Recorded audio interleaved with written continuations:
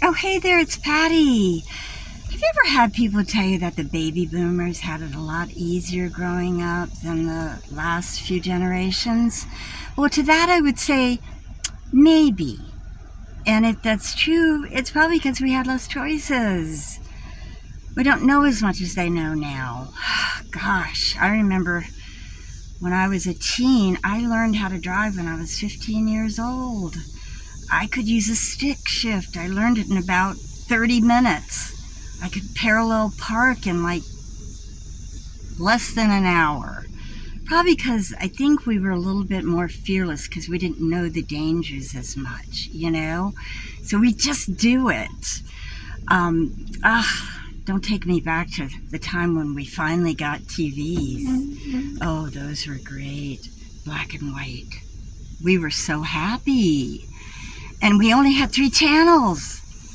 And we had newscasters in black and white that were older men and they were gruffer and you really believed whatever they were saying. So if they told you it was the news, it was the news. There were no female newscasters at all.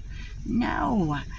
And we had to change the channel without a remote. There was no such thing as a remote. We used our hand. Yeah, we had to actually lean forward and turn in the channels ourselves manually. Can you say that? Manually. And then there was the color TV.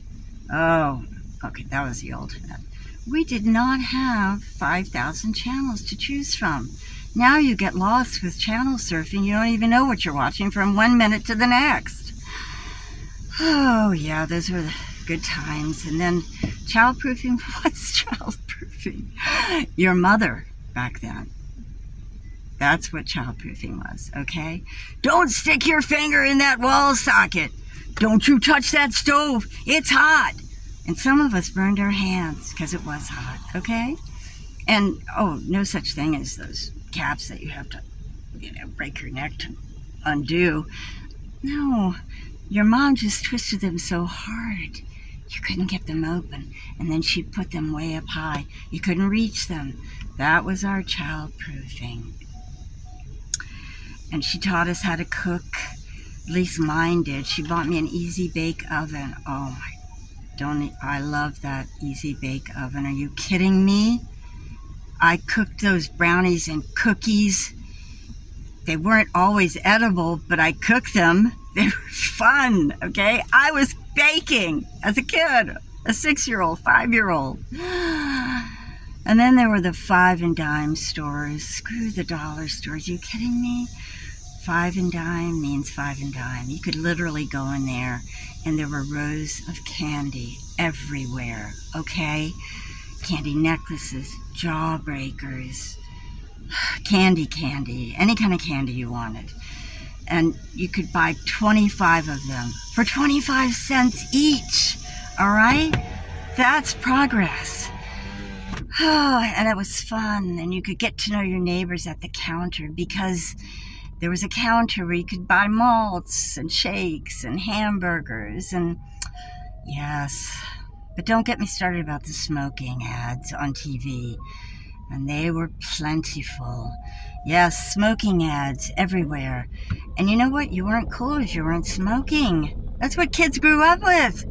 You had to have a cigarette to join the cool crowd. Martini in one hand and a cigarette in the other. And that went for pregnant women as well. And they did it.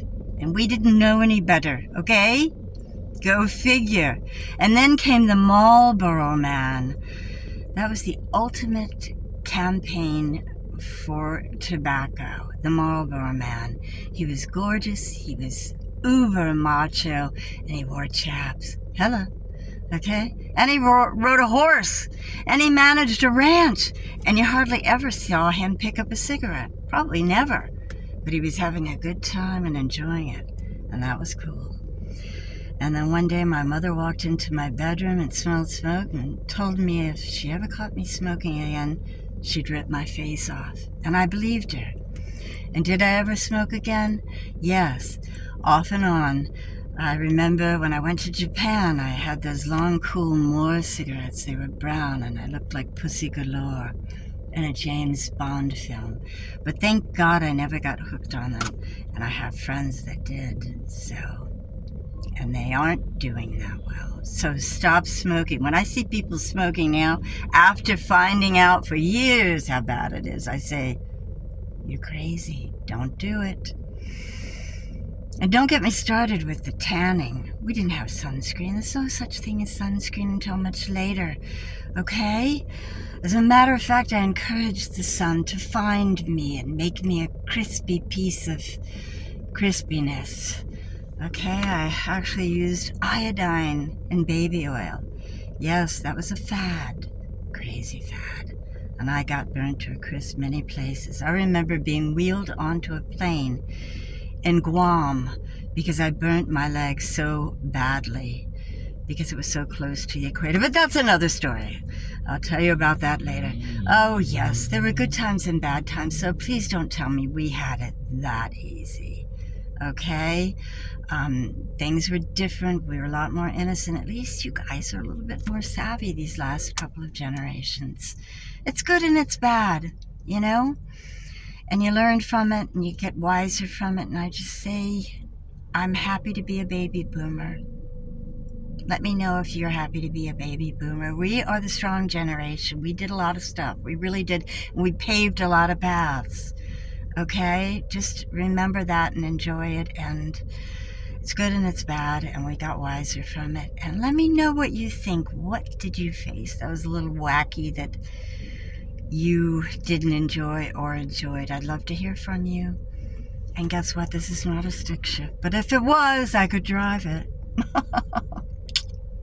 Speak to you soon. Keep going.